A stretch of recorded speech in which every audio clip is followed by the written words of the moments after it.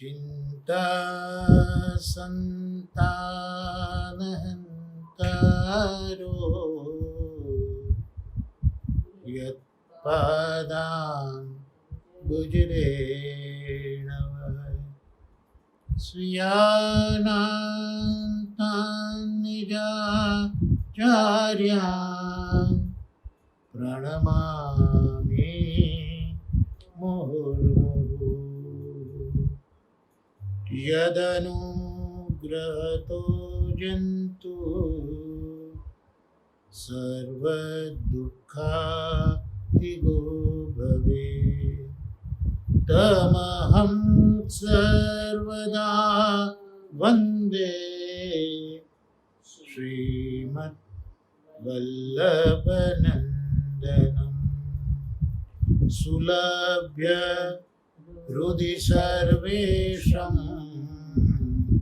श्रीगोपीजनवल्लभम् गुणगानं मुदा कुर्वे तस्य तुष्टै स्वभावतः वन्दे नन्द व्रजस्त्रीणां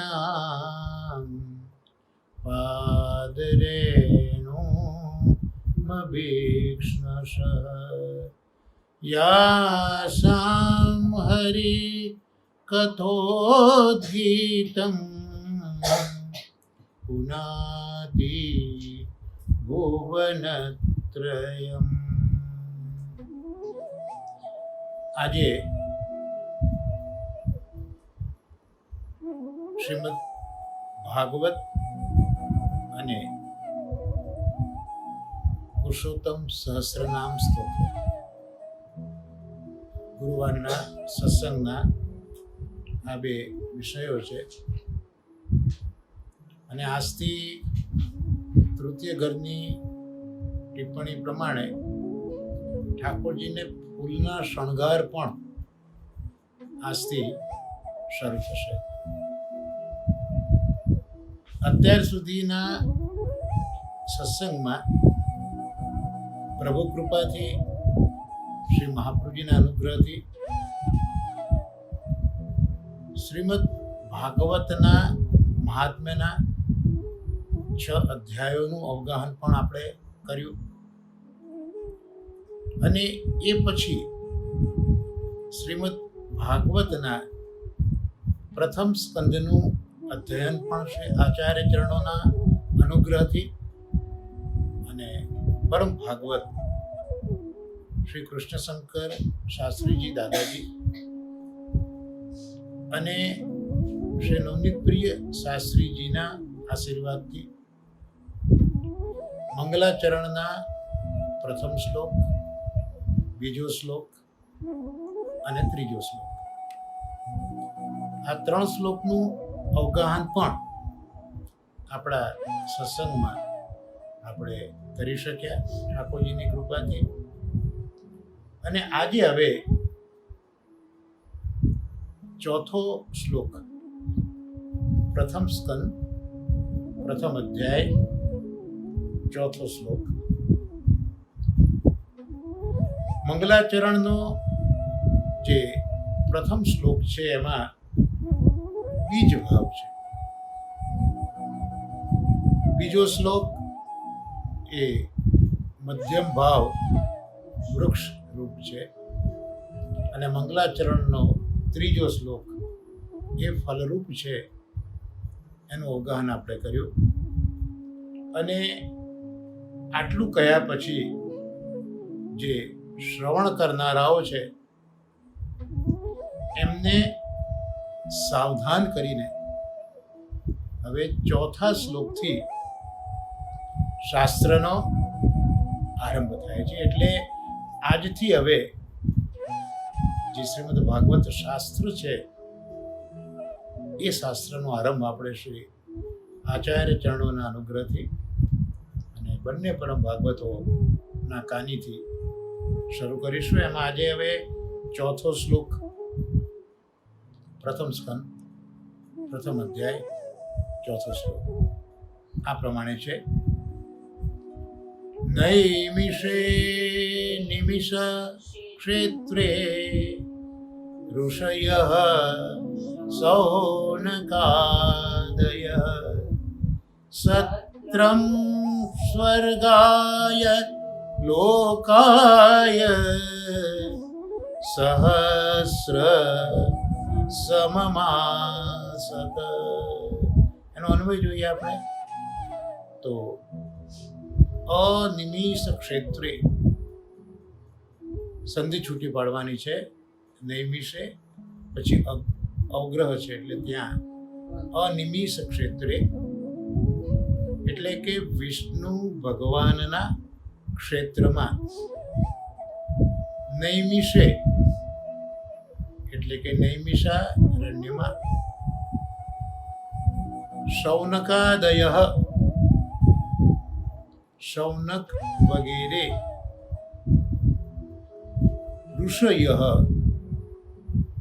ઋષિયો સ્વર્ગાય લોકાય સ્વર્ગ લોકની પ્રાપ્તિ માટે સહસ્ર સમમ 1000 વર્ષથી સાધ્ય છે એવું સત્રને આ સત આરંભીને બેઠા. એટલે અહીંયા જે સહસ્ર સમમાસત એ સંધિ છૂટી પડી. ત્યાં સહસ્ર સમમ અને આ સત આરંભીને બેઠા હતા. એનો અન્વય જોયો પૂજ્ય દાદાજીના આશીર્વાદથી. હવે એનો અનુવાદ જોઈએ તો વૈષ્ણવ ક્ષેત્ર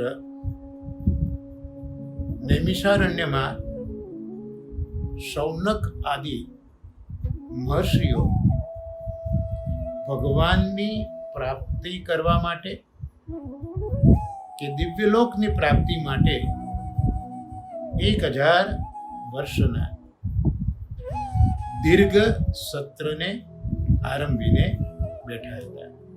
શ્રી આચાર્ય ચરણોએ જે સુબુધિનીજી લખ્યા છે અને પરમ ભગવદ્ શ્રી નાનુભાઈ ગાંધીએ જે સમજાવ્યું છે એ અનુસાર આપણે હવે આ શ્લોકનો વિચાર કરીએ તો વિષ્ણુનું ક્ષેત્ર. કારણ કે અહીંયા અનિમિષ છે એટલે અનિમિષ એટલે ભગવાન વિષ્ણુ. તો એમનું ક્ષેત્ર છે નૈમિષ. જ્યાં અનિમિષ શબ્દ છે ને ત્યાં ષટકોણનો સ છે. આપણા બાળપોથીમાં ભણતા હતા 3 સ. એક સ સસલાનો, એક સ મીંડાવાળો સકોરાનો અને એક સ જેને મૂર્ધન્ય કે ષટકોણનો સ. તો અહીંયા જે અનિમિષ જે છે ત્યાં ષટકોણનો છે. એટલે અનિમિષ એટલે વિષ્ણુ અને ક્ષેત્ર નૈમિષ તો અહીંયા ષકોરાનો સ છે. તો વિષ્ણુના ક્ષેત્ર નૈમિષમાં એટલે નૈમિષારણ્યમાં શૌનક વગેરે ઋષિઓ સ્વર્ગલોક પ્રાપ્ત કરવા 1000 વર્ષ ચાલે તેવો સત્ર કરતા હતા. એટલે અહીંયા એ કહેવા માંગે છે કે શૌનક આદિ ઋષિઓ છે, 88,000 ઋષિઓ છે અને શૌનકજી એમના કુલપતિ છે. એમને એક સત્રની શરૂઆત કરી. હવે સત્ર છે એ 1000 વર્ષ ચાલે એવું આ સત્ર છે એનો આરંભ કરે છે શૌનકાદિ ઋષિઓ. શેના માટે કરે છે? તો એમને સ્વર્ગલોકની પ્રાપ્તિ કરવી છે. અને કયા સ્થળે આ સત્રનો આરંભ કરે છે તો કહે છે કે વિષ્ણુનું ક્ષેત્ર છે નૈમિષ, એનું નામ છે, આરણ્ય છે, ત્યાં આ સત્રનો આરંભ કરે છે. હવે આચાર્ય ચરણો સમજાવે છે કે અહીં જે ભાગવતના પરંપરાથી પ્રાપ્ત થયેલા 7 અર્થો છે એ અહીંયા શ્રી મહાપ્રભુજી સમજાવવા માંગે છે. એટલે અન્ય જે ટીકાઓ છે એ ટીકાઓ કરતા શ્રી મહાપ્રભુજીની ટીકા જુદી પડે છે. પ્રથમ સ્કંદના જે 3 પ્રકરણો છે, હીન, મધ્યમ અને ઉત્તમ, તો એ દેશ અને કાળને અનુસંધાનમાં રાખીને આ અર્થો કરેલા છે. જ્યારે મહાપ્રભુજીએ સામાન્ય, અસામાન્ય અને ગુણાતીત આવા 3 પ્રકરણો પ્રથમ સ્કંદમાં બતાવ્યા છે. શ્રી મહાપ્રભુજીએ કૃપા કરીને સમજાવ્યું છે કે દેશ અને કાળ એ હંમેશા બદલાયા કરે. દેશ અને કાળ બદલાય છે. જ્યારે અર્થ તો દરેક દેશમાં, દરેક કાળમાં અર્થ તો એ જ રહે છે. એટલે અહીંયા કહ્યું કે પરંપરાથી પ્રાપ્ત થયેલા અર્થો, એટલે આ અર્થો ઓલરેડી હતા જ. મહાપ્રભુજીએ પોતાના સ્વતંત્ર ઊભા કર્યા છે એવું નથી. શ્રીમદ ભાગવત જે દિવસથી વિદ્યમાન છે તે જ સમયથી 7 અર્થો પરંપરાથી ચાલ્યા આવતા હતા, પણ ભગવદ ઈચ્છા કે આ દેશકાળનો પ્રભાવ, એટલે એ અર્થો બધા તિરોહિત થઈ ગયા. મહાપ્રભુજીએ એ જે 7 અર્થો છે પરંપરાથી, એને પુનઃ પ્રગટ કર્યા અને એ અર્થના અનુસંધાનમાં શ્રી મહાપ્રભુજીએ ટીકા લખી છે. એટલે અન્ય ટીકાકારો કરતા શ્રી મહાપ્રભુજીની ટીકામાં ભેદ જોવા મળે છે. એનું કારણ એ કે શ્રી મહાપ્રભુજીએ આ પરંપરાગત જે 7 અર્થો છે એ પ્રમાણે આ રજૂઆત બધી કરી છે પોતાની ટીકામાં. તો હવે આ 7 અર્થો કયા? તો આપણે ભાગવતાર્થ પ્રકરણની શરૂઆત કરી પ્રથમ સ્કંદની, ત્યાં પણ આપણે એ જોયું જ છે, એ કારિકા જોઈ જ છે કે આમાં શાસ્ત્ર, સ્કંદ, પ્રકરણ, અધ્યાય, વાક્ય, શબ્દ અને અક્ષર, આ 7 પ્રકારે અર્થો શ્રી મહાપ્રભુજીએ બતાવ્યા છે, પણ એમાં પરસ્પર વિરોધ નથી. એટલે જે શાસ્ત્રાર્થ છે, જે સ્કંધાર્થ છે, કે જે પ્રકરણાર્થ છે, અધ્યાર્થ છે, વાક્યાર્થ છે, શબ્દાર્થ છે અને અક્ષરાર્થ છે, એમાં પરસ્પર એના અર્થોમાં વિરોધ નથી એવું જાણીએ તો જ આ ભાગવતથી મુક્તિ મળે, એવું મહાપ્રભુજીએ ભાગવતાર્થમાં આપણને સમજાવ્યું છે. તો આમાં આ બધું જ નિબંધમાં, એટલે તત્વાર્થ દીપ નિબંધમાં જે ભાગવતાર્થ પ્રકરણ છે ને, એમાં મહાપ્રભુજીએ આવો ઉલ્લેખ કર્યો છે કે આ 7 પ્રકારના અર્થને વિરોધ વિનાના છે, પરસ્પર વિરોધ નથી, આવું જે જાણે એ જ મુક્ત થાય એવું આચાર્ય ચરણોએ નિબંધમાં લખ્યું છે. તો એ પૈકી સૌથી પહેલો શાસ્ત્રાર્થ, સમગ્ર શ્રીમદ ભાગવત શાસ્ત્ર, એનો અર્થ કયો? આચાર્ય ચરણો એ પરંપરાગત અર્થ જે તિરોહિત થયો છે દેશકાળમાં, એ અર્થ હવે આચાર્ય ચરણો નિબંધમાં બતાવે છે કે શાસ્ત્રાર્થ કોને કહેવાય. સમગ્ર શાસ્ત્ર શ્રીમદ ભાગવત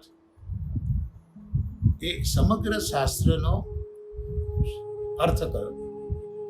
તો આચાર્ય ચરણો કહે છે આનંદરૂપ હરિની લીલા, આનું નામ શાસ્ત્રાર્થ કહેવાય. બસ આટલું શ્રીમદ ભાગવત જે છે, વ્યાસ મહર્ષિએ જે લખ્યું છે, એ સમગ્ર શાસ્ત્રનો અર્થ તો આટલો જ છે કે આનંદરૂપ હરિની લીલા. અહીંયા જે શબ્દ ભગવાન માટે વાપર્યો, એક તો આનંદ અને બીજું હરિ. તો જીવ માત્ર એ પ્રયત્ન શેના માટે કરતો હોય છે? કોઈ પણ સ્થળે, કોઈ પણ મનુષ્ય, કોઈ પણ જાતિનો એ પ્રયત્ન કેમ કરે છે? એને દુઃખ દૂર કરવું છે અને સુખની પ્રાપ્તિ કરવી છે. જે પુરુષાર્થો આપણા વેદમાં બતાવ્યા છે, એ પુરુષાર્થો અર્થાત પુરુષે જે કમ્પલસરી કરવું પડે છે તે, એ જ પુરુષને જે કરવાનું છે તે અર્થો પુરુષાર્થો. એ પુરુષાર્થો ભલે ધર્મ, અર્થ, કામ અને મોક્ષ હોય, પણ એ પુરુષાર્થો જોઈએ તો એક દુઃખને દૂર કરે છે અને બીજી સુખની પ્રાપ્તિ કરે છે. એટલે અર્થ અને કામ એનાથી સુખની પ્રાપ્તિ છે અને ધર્મ અને મોક્ષ છે એનાથી દુઃખની નિવૃત્તિ છે. તો ચારે પુરુષાર્થમાં છેવટે તો દુઃખ દૂર કરવું અને સુખને પ્રાપ્ત કરવું. યમુનાજીના પદમાં પણ જોઈએ, તિહારો દરસ મોહે ભાવે, ત્યાં સુખ દેની દુઃખ હરની શ્રી યમુનાજી. આ ચાર પુરુષાર્થો અહીંયા સિદ્ધ કરેલા બતાવ્યા. સુખ દેની દુઃખ હરની. પણ પુષ્ટિસ્થ વિચારસરણી આપણે જોઈએ તો પહેલા દુઃખની નિવૃત્તિ હોય,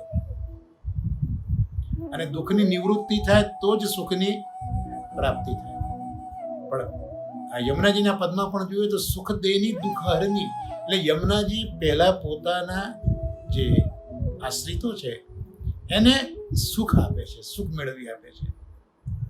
એટલે સુખની એ અનુભૂતિ છે કે ત્યાં પછી દુઃખ જેવો અનુભવ રહેતો જ નથી. એ સુખ જ એટલું છે કે ત્યાં દુઃખ હોય છતાં પણ એનો અનુભવ નથી. એમ અહીંયા પણ આનંદ રૂપ હરિ કયા, તો આનંદ એટલે જ સુખની પ્રાપ્તિ. એ આનંદ રૂપ હરિ, અને એ જ હરિ કયું એટલે દુઃખને દૂર કરે, આરતીને દૂર કરે, એનું નામ હરિ. તો અહીંયા સમગ્ર શાસ્ત્રનો આ અર્થ આચાર્ય ચૌહાણે બતાવ્યો કે પ્રભુ આનંદ રૂપ છે, એ જ પ્રભુ હરિ છે. એટલે આનંદ રૂપે સુખનું દાન કરે છે અને હરિ રૂપે દુઃખની નિવૃત્તિ કરે છે. તો આ શાસ્ત્રાર્થ સમગ્ર એ મહાપ્રભુજી અહીંયા બતાવ્યો. અને એટલે જ જે આ સંહિતા છે, શ્રીમદ ભાગવતને સંહિતા, કઈ મંત્ર ભાગ હોય ને એને સંહિતા કહેવાય. વેદોમાં પણ જે મંત્ર ભાગ હોય એને સંહિતા કહે. તો અહીંયા પણ શાસ્ત્રમાં પણ મંત્રો છે એટલે એ સંહિતા છે, પણ એ ભક્તિ ઉત્પન્ન કરનારી છે. એટલે આપણે જોઈશું આગળ અધ્યયનમાં કે ભક્તિ ઉત્પદ્યતે પુંસઃ યસ્યામ વૈ શ્રેમાણાયામ કૃષ્ણે પરમ પુરુષે ભક્તિર ઉત્પદ્યતે પુંસઃ શોક મોહ ભયા. તો આ જે શાસ્ત્ર છે, આ જે સંહિતા છે, એ સંહિતા ભક્તિ ઉત્પન્ન કરનારી છે. કેમ ભક્તિ ઉત્પન્ન કરનારી છે? કારણ કે સમગ્ર શાસ્ત્રનો અર્થ જ એ છે કે જે ભગવાનનું વર્ણન 12 સ્કંદોમાં છે ભાગવતના, એ આનંદ રૂપ છે અને હરિ છે, અને એ લીલા કરે છે. એટલે આ આનંદ રૂપ હરિની લીલા હંમેશા આનંદવાળી જ હોય અને ભક્તિ ઉત્પન્ન કરનારી જ હોય. માટે અહીંયા આનંદ રૂપ હરિની લીલા એવું શ્રી મહાપ્રભુજી સમજાવે છે. હવે બહુ સુંદર વાત મહાપ્રભુ સમજાવે છે, બહુ બહુ તાર્કિક ભેદ સમજાવે છે કે ભગવાન જે કંઈ કરે એને બધા ભગવદ કાર્ય પણ કહે, અને ભગવાન જે કરે એ લીલા પણ કહેવાય. તો એ લીલા અને કાર્ય એ કહેવામાં ને સમજવામાં ફેર શું આવે? તો સૃષ્ટિ વગેરે ભગવાનની લીલાઓ છે એવું જ્યારે જાણવામાં આવે ત્યારે ભક્તિ થાય છે. કહ્યું ને કે ભક્તિ ઉત્પન્ન થાય. આ ભાગવત સંહિતા ભક્તિ ઉત્પન્ન કરે છે, કારણ કે આ જે સૃષ્ટિ વગેરે જે છે એ ભગવાનની લીલા છે એવું જ્યારે જાણીએ તો જ ભક્તિ થાય. પણ જો આ સૃષ્ટિ વગેરે ભગવાનનું કાર્ય છે એમ જાણીએ તો એનાથી ભક્તિ થતી નથી. આવો મહાપ્રભુજીનો બહુ જ સ્પષ્ટ એક સિદ્ધાંત છે. અને એટલે અહીંયા કહે છે ટીકામાં કે ઉપનિષદોને તો બહુ જ મોટા કહે છે. બ્રહ્મ વિદ્યા છે ને, ભગવાનની પ્રાપ્તિ કરાવી આપે એવી બ્રહ્મ વિદ્યા છે ને, પણ એ બ્રહ્મ વિદ્યા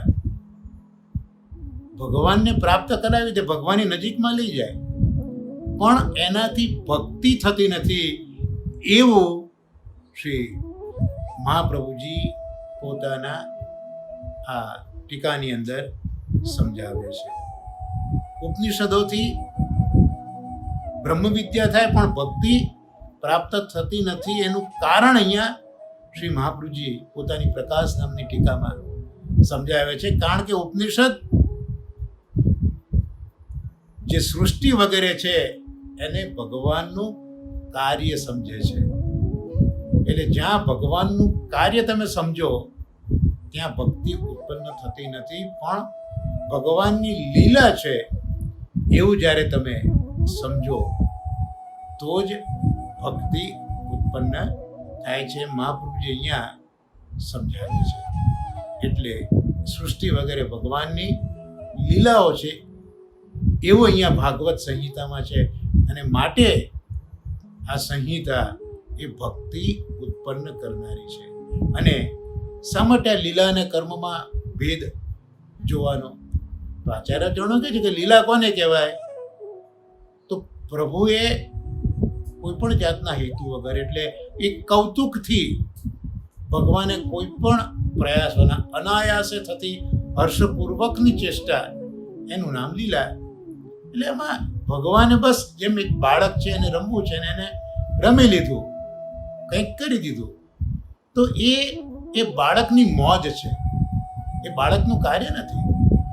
બાળકે આજે એક રેતીની અંદર દરિયા કિનારે એક મકાન રેતીનું બાંધી બી દીધું અને એને મન આવ્યું તોડી દીધું.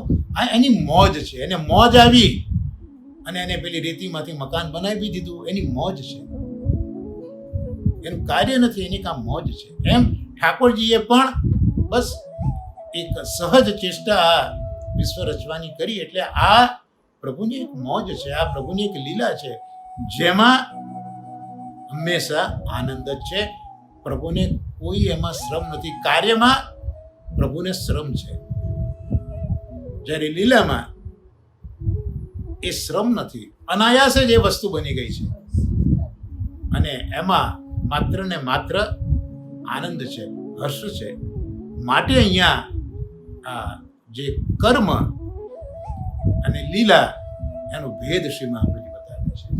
એટલે જ્યાં લીલા છે સૃષ્ટિ વગેરે, ત્યાં ભગવાનની એક ચેષ્ટા છે જેમાં પ્રભુને કોઈ શ્રમ નથી, પ્રભુને એક આનંદ છે. અને એટલે અહીંયા ભક્તિ ઉત્પન્ન થાય છે જ્યારે તમે એને કર્મ સમજો, કાર્ય સમજો. તો કાર્યમાં હંમેશા આનંદ હોય એવું ના હોય. એટલે કૌતુકવાળા થઈને ભગવાને પ્રયાસ વિના આ કર્મ કર્યું, માટે એને લીલા કહી. અને આવી લીલા કહી એનાથી ભગવાનની મહાનતા બતાવવા માંગે છે માત્ર. અને સાથે સાથે મહાન પ્રભુ પોતે દોષ રહિત છે. જેમ નાનું બાળક ખેલતું હોય એમાં કે આપણે દોષ થોડો જોઈએ છે, અને ભલે બાંધેલો મેળ રીતિનો તોડી નાખે, એમાં દોષ નથી. એમાં ભગવાન જ્યારે લીલા કરે છે ત્યારે એમનામાં કોઈ દોષ જણાતો નથી. તો આવી જે લીલા છે એ મહાન અને દોષ રહિત ભગવાનની છે. આવું શ્રીમદ ભાગવતમાં જાણવા મળે. કઈ રીતે? તો 10 પ્રકારની લીલાઓ શ્રીમદ ભાગવતમાં કહેવામાં આવી છે. એ 10 લીલાઓ સર્ગથી લઈને આશ્રય સુધીની, એટલે જ્યારે આપણે બીજો સ્કંદ જોઈશું એમાં 10મા અધ્યાયની અંદર પહેલા શ્લોકમાં આ બધી લીલાઓનું વર્ણન કર્યું છે. સર્ગ, વિસર્ગ, સ્થાન, પોષણ, ઉતિ, મન્વંતર, ઈશાન કથા, નિરોધ અને મુક્તિ લીલા, મુક્તિ અને આશ્રય. તો આ જે 10 લીલાઓ છે એ મુખ્ય 10 પ્રકારની લીલા છે. એટલે શાસ્ત્રીજીએ પણ કથામાં પૂછ્યું હતું કે ભગવાન કેટલા કાર્યો કરે છે. તો આ 10 લીલા છે. તો 10 પ્રકારની લીલા એ ભગવાન પોતે કરે છે. 10 પ્રકારના કાર્યો જેને આપણે લીલા કહી એ ભગવાન કરતા હોય છે, જેનું વર્ણન આ 10 લીલાઓમાં જોવા મળે છે. હવે આ સર્ગથી લઈને આશ્રય સુધીની જે લીલાઓ છે એની શરૂઆત 3જા સ્કંદથી થાય છે. કુલ શ્રીમદ ભાગવતમાં 12 સ્કંદો છે, પણ જે આ સર્ગથી લીલાની શરૂઆત થઈ આશ્રય સુધીની, એ સર્ગ લીલાની શરૂઆત આરંભ 3જા સ્કંદથી શરૂ થાય છે. અને 3જા સ્કંદથી આરંભીને 10 સ્કંદ એટલે આશ્રય સુધીની લીલાનું એમાં વર્ણન છે. તો પહેલા 2 સ્કંદનું શું? એ ભગવાનની લીલા નથી, એ પણ ભગવાનની લીલા જ છે, પણ ગૌણ લીલા છે. કેમ ગૌણ લીલા છે? તો આ જે 10 લીલાઓ છે એ 10 લીલાઓ શ્રવણ કરવી એ જીવ માટેનું એક સાધન છે. જીવે શું કરવાનું છે? તો 10 લીલાવાળા જે ભગવાન છે એને શ્રવણ કરવાના છે. આ સાધન છે. પણ એ જે જીવો છે એ જીવો 2 પ્રકારના બતાયા પ્રથમ સ્કંદમાં. એક ભાગવત કહેનારા છે અને બીજા ભાગવત સાંભળનારા છે. શ્રોતા અને વક્તા. તો શ્રોતા અને વક્તાના પ્રકાર એ પ્રથમ સ્કંદમાં બતાવ્યું છે. કારણ કે શ્રોતા અને વક્તા અલગ અલગ હોય તો આ ભાગવતના અર્થોનું જ્ઞાન પણ એમને એમના અધિકાર પ્રમાણે થાય. એક જ વિષય હોય પણ જુદા જુદા વ્યક્તિ એને સાંભળે તો દરેકને પોતાનો જે અધિકાર છે કે પોતાની જે સીમા છે એ પ્રમાણે એક જ વિષયમાંથી જ્ઞાન દરેકને અલગ અલગ થતું હોય છે. એટલે દરેક જગ્યાએ અધિકાર બહુ જરૂરી છે. એટલે અધિકાર પ્રમાણે જ શ્રીમદ ભાગવતનું જ્ઞાન થાય આવું આચાર્યચરણો આપણને સમજાવે છે. એટલે જે પ્રથમ સ્કંદ છે એમાં શ્રવણ કરનાર અને કથા કહેનાર એના લક્ષણો બતાવે છે. અને બીજા સ્કંદમાં સાધન અથવા તો જ્ઞાન એમનું શું કર્તવ્ય છે તે બીજા સ્કંદમાં બતાવે છે. એટલે આ બંને લીલાઓ તો પ્રભુની જ છે, પણ એ ગૌણ લીલાઓ છે. જે 10 લીલાઓ સાંભળવાની છે ને એના અંદર ઉપયોગી આ બંને લીલાઓ છે. અધિકાર, સાધન અથવા તો જ્ઞાન લીલા, જે મુખ્ય 10 લીલાઓ છે. આચાર્ય ચરણોએ નિબંધમાં મંગલાચરણ કર્યું.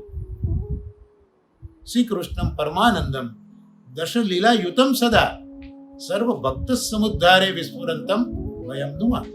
તો શ્રી કૃષ્ણ પરમાનંદ છે, પણ 10 લીલા યુતમ સદા, સદાય 10 લીલા વાળા છે.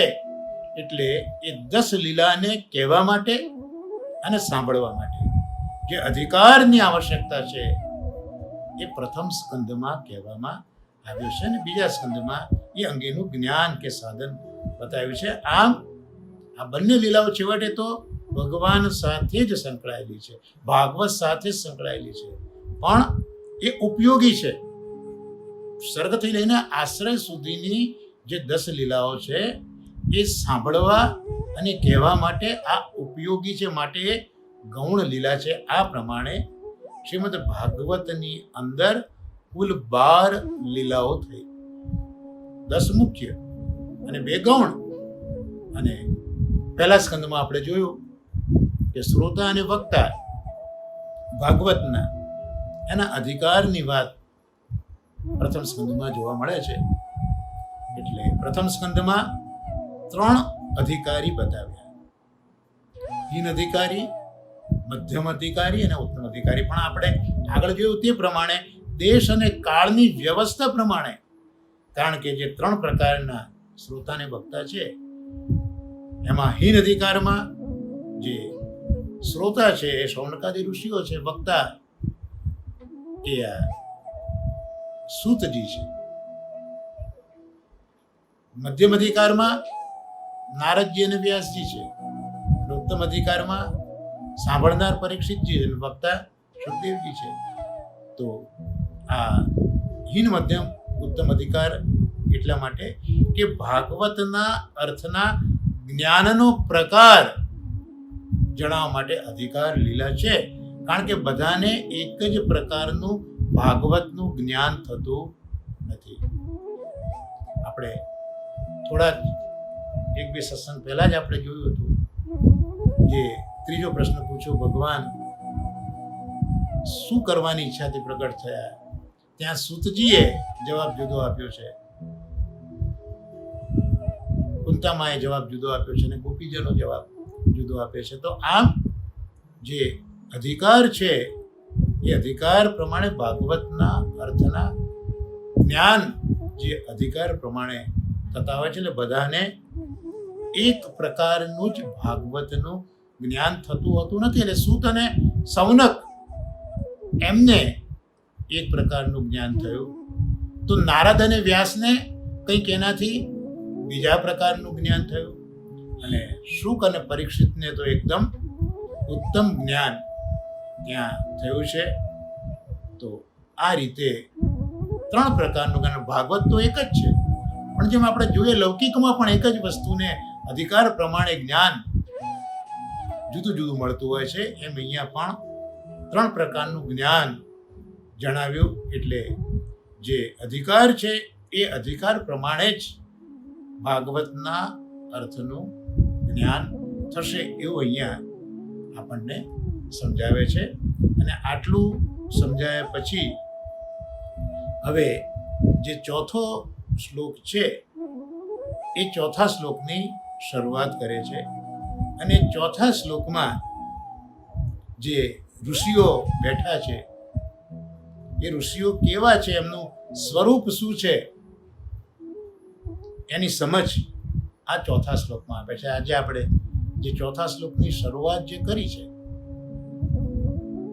એમાં આ જે ઋષિઓનો ઉલ્લેખ કર્યો, શૌનકાદી ઋષિઓનો ઉલ્લેખ કર્યો છે.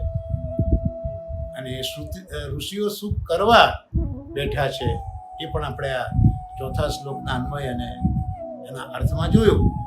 તો અહીંયા આચાર્ય ચરણો જે આ ચોથા શ્લોકના સુબોધિની છે એમાં એ સમજાવવા માંગે છે પ્રકાશ ટીકામાં કે અહીંયા જે ઋષિઓનો ઉલ્લેખ કર્યો ને, શૌનકાદય ઋષય, તો આ શ્લોકમાં એ ઋષિઓનું જે સ્વરૂપ છે એ સ્વરૂપ અહીંયા કહેવા માગે છે, મહાપુરુષ સમજાવે છે. અને એના અનુસંધાનમાં જ્યારે 5મો શ્લોક જોઈશું એ વખતે જે વક્તા સૂત છે એની સાથે સમાગમ જે થયો છે એ 5મા શ્લોકમાં જોવા મળશે. પણ અત્યારના તો આપણે 4થો શ્લોક જોઈ રહેલા છીએ. તો એમાં જે ઋષિઓનું સ્વરૂપ છે ત્યાં મહાપ્રભુ આ રીતે સમજાવે છે કે આ જે ઋષિઓ છે એ ઋષિઓમાં ભગવાનનો આવેશ છે. કેવા ભગવાન? તો યજ્ઞરૂપ ભગવાન છે. એ યજ્ઞરૂપ ભગવાનનો આ ઋષિઓમાં આવેશ છે. કેમ આવેશ છે? કારણ કે એમને પવિત્ર તીર્થમાં, પવિત્ર સ્થળમાં, નૈમિષારણ્ય, તો પવિત્ર તીર્થ અને પવિત્ર સ્થળ ત્યાં એમને યજ્ઞ વગેરે કર્યા છે અને યજ્ઞથી એ શુદ્ધ થયા છે. અને પવિત્ર તીર્થમાં, પવિત્ર સ્થળમાં આ ઋષિઓએ યજ્ઞ કરીને શુદ્ધિ મેળવી છે. અને શુદ્ધિ મેળવી છે એટલે યજ્ઞ કર્યા છે એટલે યજ્ઞરૂપ ભગવાન છે. એ યજ્ઞરૂપ ભગવાનનો આ ઋષિઓમાં આવેશ છે. તો અહીંયા જે સૌનકાદી ઋષિઓ છે એની ઓળખ, એના સ્વરૂપની સમજ અહીંયા મહાપ્રભુજી શ્રી સુબોધિનીજીમાં આવી રીતે આપે છે કે આ ઋષિઓ છે એ બધા પવિત્ર તીર્થમાં, પવિત્ર સ્થળમાં યજ્ઞથી શુદ્ધ થયા છે અને માટે યજ્ઞાત્મક પ્રભુનો એમનામાં આવેશ છે. આવા આ સૌનકાદી ઋષિઓ છે અને એટલે એમને એક અધિકાર મળ્યો. એમને અધિકાર મળ્યો. કયો અધિકાર મળ્યો? આચાર્ય ચરણો કહે છે કે ભગવાન સંબંધી પ્રશ્ન કરવા માટેના આ લોકો મુખ્ય અધિકારી છે. એટલે પ્રથમ સ્કંદમાં પ્રથમ અધ્યાય છે ને, એમાં 6 પ્રશ્નો સૌનકાદી ઋષિઓ પૂછ્યા છે. ત્યારથી તો ભાગવતની શરૂઆત સૂતજી કરે છે. પણ આ સૌનકાદી ઋષિઓનું સ્વરૂપ બતાવ્યું કે એ બધા સ્વરૂપથી અધિકારી છે. શેના અધિકારી છે? ભગવાન પ્રશ્ન પૂછવાના. પણ કયા પ્રશ્ન? ભગવાન સંબંધી પ્રશ્ન કરવામાં આ બધા મુખ્ય અધિકારી છે. અને કેમ અધિકારી છે? કારણ કે પવિત્ર તીર્થમાં, પવિત્ર સ્થળમાં એમને યજ્ઞ કર્યા છે. યજ્ઞથી એમને શુદ્ધિ પ્રાપ્ત થઈ છે અને શુદ્ધિથી યજ્ઞાત્મક પ્રભુનો આવેશ આ ઋષિઓમાં છે. માટે આ ઋષિઓનો ભગવદ સંબંધી પ્રશ્ન પૂછવામાં મુખ્ય અધિકાર છે અને માટે આ સ્વરૂપ સમજાયું. હવે આપણે આગળ જોયું કે પવિત્ર તીર્થ અને પવિત્ર સ્થળ. તો અહીંયા કીધું કે નૈમિષે નિમિષક ક્ષેત્રે.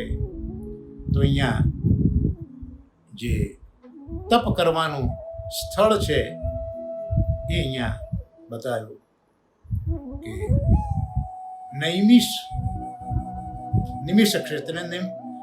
નૈમિષ પણ કહેવાય ને નૈમિષ પણ કહેવાય, એક જ છે બંને. પણ એ ક્ષેત્ર છે. શા માટેની અગત્યતા છે? તો નિમિષમાં શબ્દ છે નેમી. તો નેમી એટલે પૈડું. ચક્રનો પરીઘ હોય ને, પૈડું, એને નેમી કહેવાય. અને એને જે ભાગે ઈશ, એને જે ભાગે એનું નામ નૈમિષ. એટલે જે મન છે આપણું એ પેલા ચક્રની જેમ ફર્યા જ કરે. જેમ નેમી એટલે પૈડું છે ને, મન પણ આપણું ગોળ ગોળ ગોળ ગોળ ફર્યા કરે. એ મનોમય જે આ ચક્ર છે એની નેમી એટલે એના આરા એટલે મનમાં રહેલી વાસનાઓ, વિષયો, એ જ્યાં ભાગે એનું નામ નૈમિષ. તો એ એવું આ નૈમિષ ક્ષેત્ર છે. એ ઋષિઓનું તપ કરવાનું સ્થાન અહીંયા બતાવ્યું. આ રીતે જે નૈમિષ શબ્દથી શરૂઆત કરીને નૈમિષે, તો એ નૈમિષ ક્ષેત્ર જે જ્યાં ઋષિઓ તપ કરે છે એનું સ્થાન બતાવ્યું કે ઋષિઓ આ તપ ક્યાં કરે છે? તો નૈમિષે. તો તો નૈમિષ અરણ્યમાં ઋષિઓ પોતે તપ કરે છે, એનું સ્થાન અહીંયા જણાયું છે. અને અહીંયા પેલા પ્રજાપતિ એટલે બ્રહ્મા, આપણે જોયું આગળ પણ 17 પ્રજાપતિઓ છે જેમણે આ સૃષ્ટિની રચના કરી છે.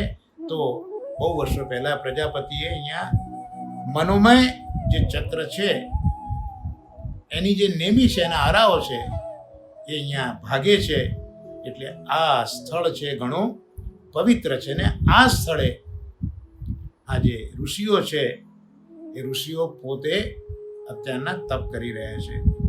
અને બીજું એક સુંદર શબ્દ નિમિષનો બતાવ્યો, આંખનો પલકારો. નિમિષ માત્રમાં જેમ ગોપીજનોએ પણ કહ્યું છે ને કે આંખના પલકારા જેટલો પણ વિપ્રયોગ થયો તો એ બ્રહ્માજી છે એ જડ છે. તો આંખનો પલકારો, એ આંખના પલકારાની અંદર પણ જ્યાં દાનવોનું બલ નાશ થયો એનું નામ નૈમિષ.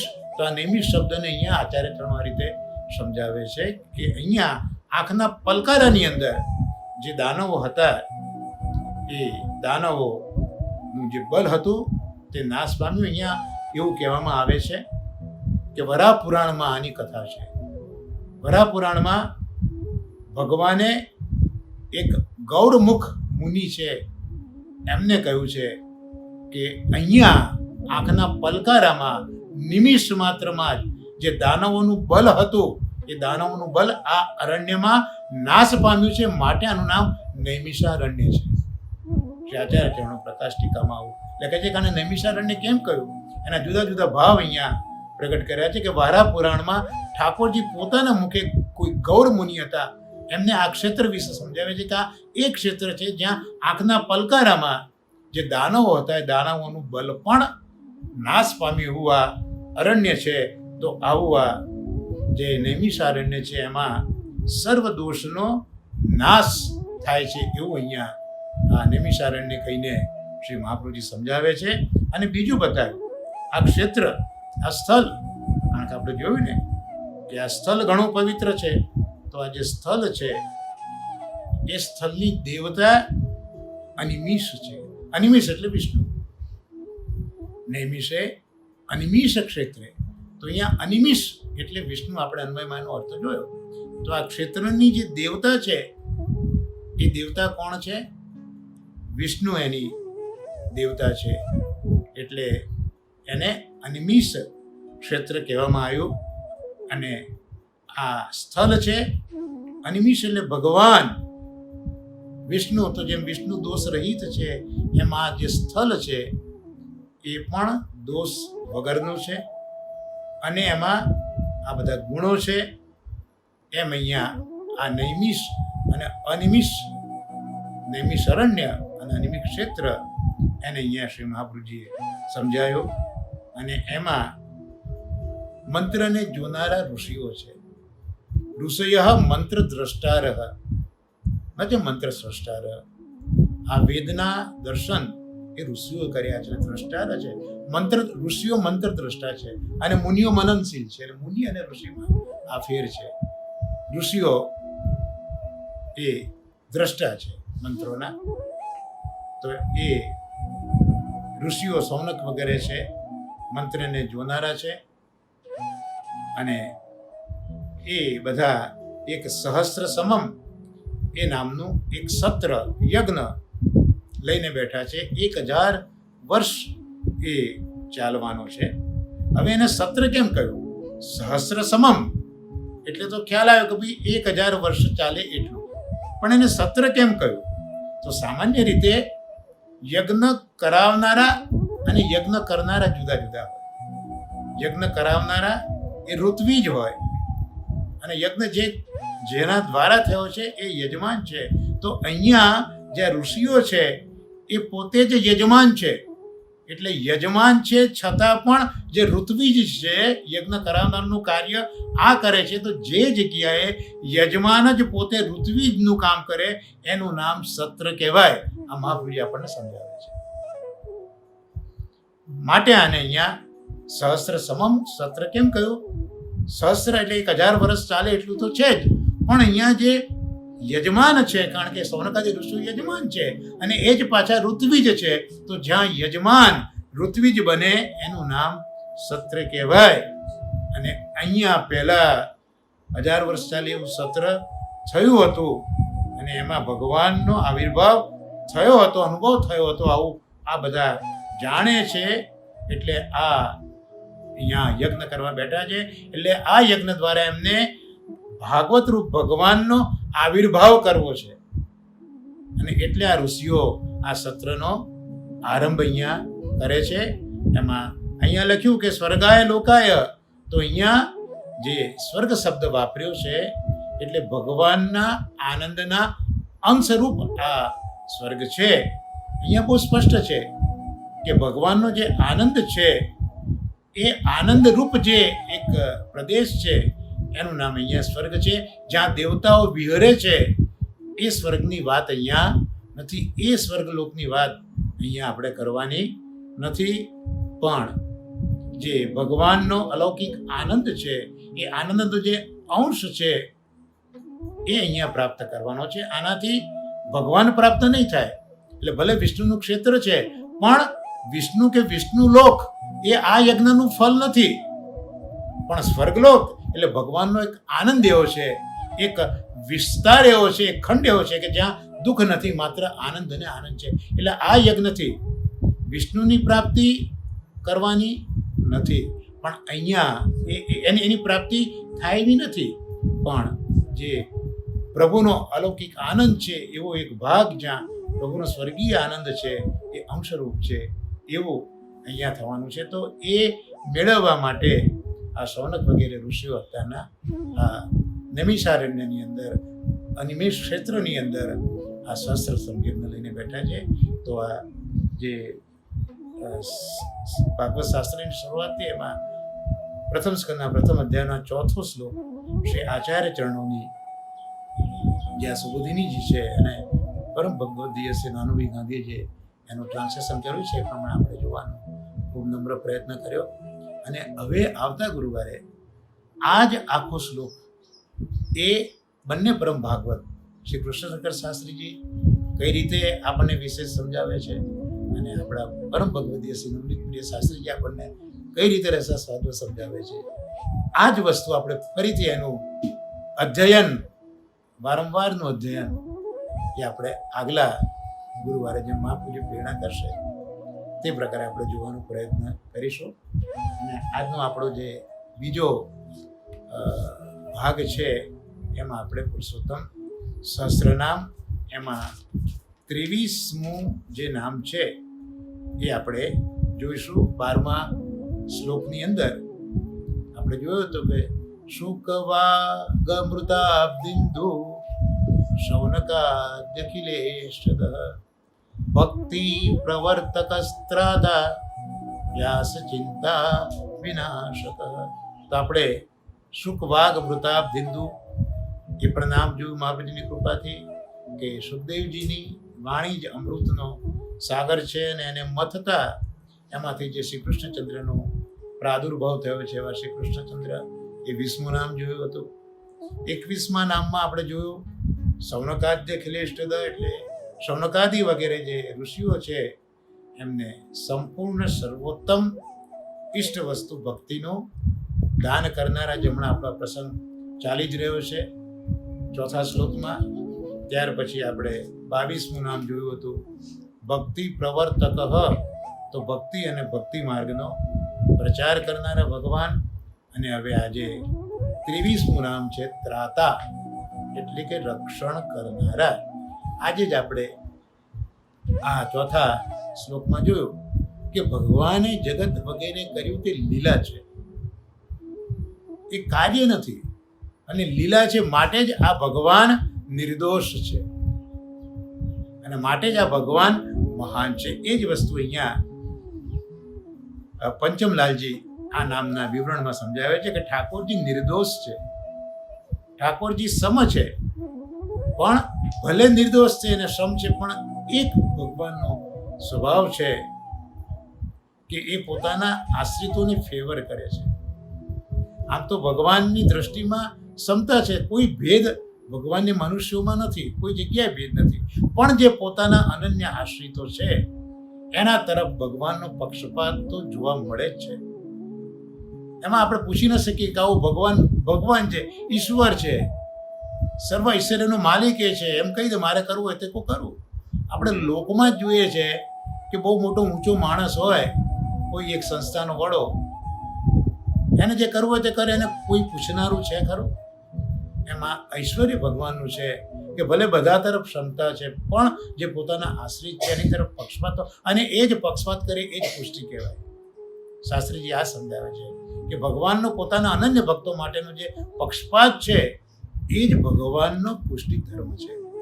એટલે ભગવાન ભલે નિર્દોષ છે, સમ છે, પણ પોતાના આશ્રિત જનોનું રક્ષણ પણ ભગવાન કરે છે.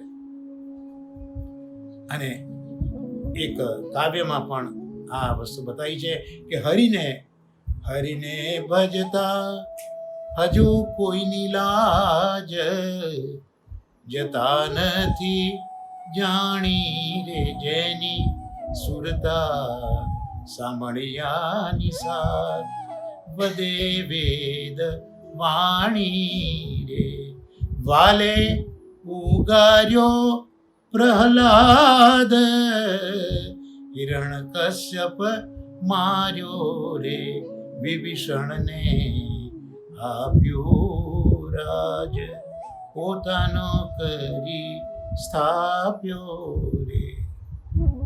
ભાગવતના પ્રથમ સ્કંદની ખરેખર કથા તો 7મા અધ્યાયથી શરૂ થશે. પહેલો બીજો ત્રીજો અધ્યાયમાં તો જે હીન અધિકારી છે શ્રોતા વક્તા એની વાત જોવા મળશે. 4, 5, 6 અધ્યાયમાં મધ્યમ અધિકારી નારદ અને વ્યાસજીની કથા મળશે. અને કથાની શરૂઆત જે વ્યાસજી કરી રહ્યા છે એ 7મા અધ્યાયથી કરી રહ્યા છે. એટલે 7મા અને 8મા અધ્યાયમાં પાંડવોની રક્ષા ભગવાને જે કરી તે આપણને જોવા મળે છે. ભાગવતમાં ભગવાનની વ્યાખ્યા અદ્ભુત કરી છે કે ભગવાન કોને કહેવાય? ભગવાન ભક્ત ભક્તિમાન. ભક્ત તો ભગવાનની ભક્તિ કરે, પણ ભગવાન જ્યારે ભક્તની ભક્તિ કરે એને ભગવાન કહેવાય. આવી વ્યાખ્યા ભાગવત કરે છે. એટલે ભગવાન ભક્ત ભક્તિમાન, ભગવાન ભક્તની ભક્તિ કરે છે એ ભાગવત વાક્ય છે.